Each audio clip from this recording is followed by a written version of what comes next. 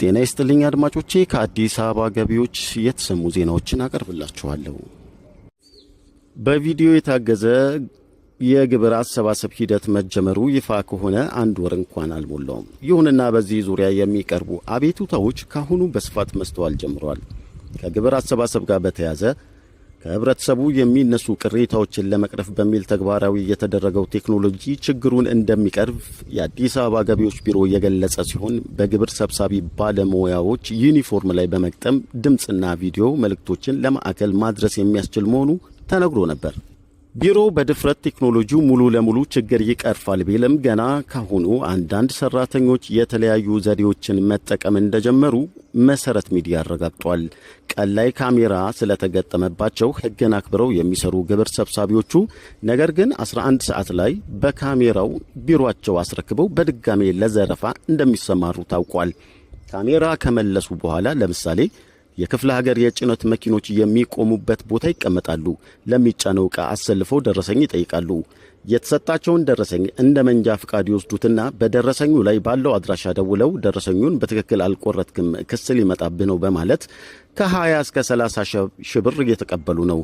ካልደወሉ ደግሞ በደረሰኙ አድራሻ መሰረት ሱቅ ድረስ እየመጡ ብር ተቀብለው ይሄዳሉ በማለት አንድ የመርካቶ ንግድ ሙያ ላይ የተሰማሩ ግለሰብ ለሚዲያችን አስረድተዋል።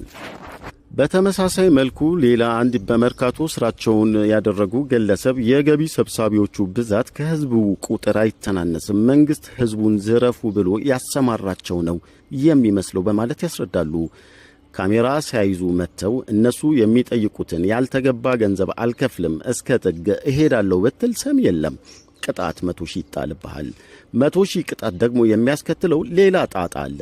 በቅጣቱ ምክንያት ኦዲት ይጠሩሃል። እንደገና ደግሞ ኦዲተሮቹ የኦዲት ግኝት አለብህ በሚል አይተኸው የማታውቀውን ገንዘብ በሚሊዮኖች ይጠሩብሃል በማለት ተናግረዋል። ሚዲያው እንዳረጋገጠው ብዙ ጊዜ ገቢ ሰብሳቢዎች ጉቦ ሲጠይቁ ለምሳሌ ለኛ 100 ሺህ ትከፍላለህ ወይንስ ለመንግስት 300 ሺህ ይህም ምርጫ ያቀርባሉ። አንዴ የሚጠሩት ገንዘብ ላይ እንደማይደራደሩ ታውቋል። ይህ የሚሆነው በአነስተኛ ነጋዴዎች ላይ ነው።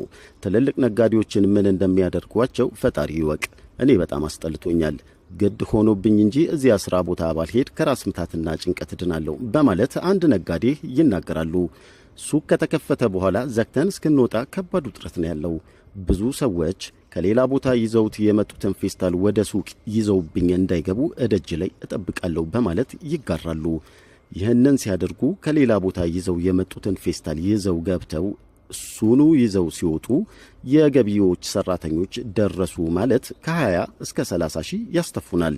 ሰዎች ይዘውት የገቡት ዕቃ እዚያ ሱቅ ላይ የማይሸጥ ዕቃ እንኳን ቢሆን አይሰሙንም ብለዋል። በገዛ ሀገራችን እንደ ሌላ ሀገር ዜጋ ሀገሩን ለቆ እንዲወጣ እንደተፈለገ ስደተኛ እየተቆጠርን ነው በማለት መንግስት በአስቸኳይ ይህን ካሜራ ከተመለሰ በኋላ የሚፈጸመውን አዲስ ውንብድና እንዲያስቆምላቸው ጠይቀዋል። ዜናውን ያገኘነው ከመሰረት ሚዲያ ነው።